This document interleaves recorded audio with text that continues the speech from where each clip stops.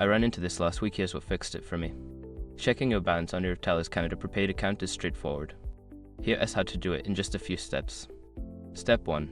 Dial the balance check number.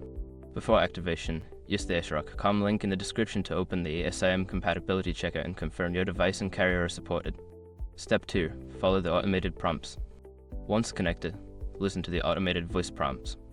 It will guide you through the options available. Select the option for balance inquiries. Step 3. Check your balance. After selecting the balance option, your current balance will be announced. Make sure to note it down if you need to keep track. Step 4. Use the Telus app. Alternatively, you can check your balance using the Telus app. Open the app and log into your account. Your balance will be displayed on the main screen. Step 5. Set up notifications. To avoid running out of balance unexpectedly, consider setting up notifications in the app for low balance alerts.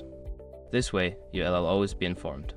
If you run into any issues, make sure your phone is connected to the network, as sometimes connectivity can affect the balance check process. Happy checking!